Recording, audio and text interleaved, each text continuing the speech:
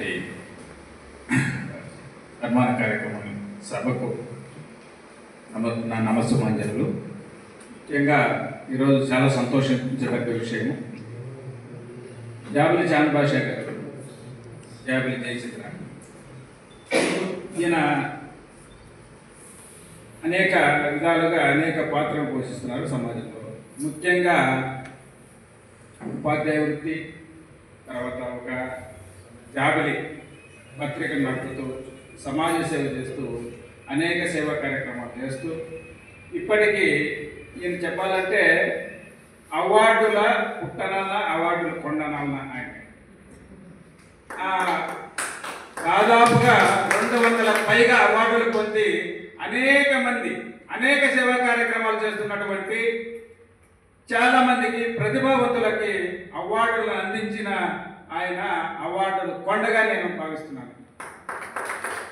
ఇక ఉపాధ్యాయ వృత్తిలో చెప్పాలంటే చాలామంది సమాజంలో మనమందరూ కూడా కొన్ని రకాలుగా ఎవరు స్వార్థంగా వాళ్ళు ఉంటాం. కానీ ఉపాధ్యాయ వృత్తి అనేది ఆయన ఎదగడం కాదు, తన దగ్గర ఉన్నటువంటి విద్యార్థులు ఎంతమంది ఎంత ఎత్తుకు ఎదుగుతారు అనేది ఆలోచన. నేను ఎంత ఎత్తుకు ఎదగడం కాదు, కానీ ఎంతమందిని నేను ఎంత ఎత్తుకు ఎదిగించాను అనే దాంట్లోనే ఉపాధ్యాయుడికి దొరుకుతుంది.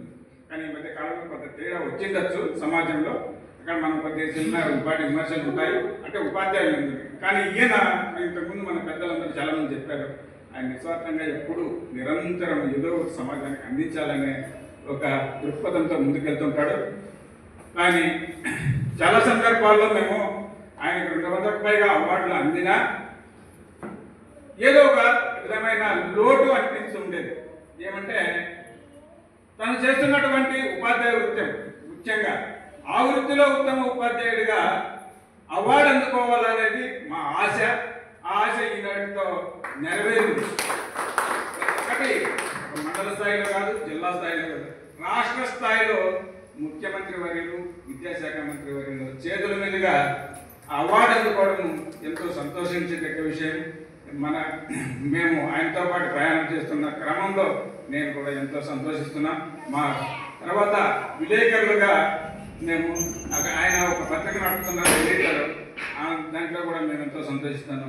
ఈ అవకాశం కల్పించినటువంటి వేదికకు నా ధన్యవాదాలు.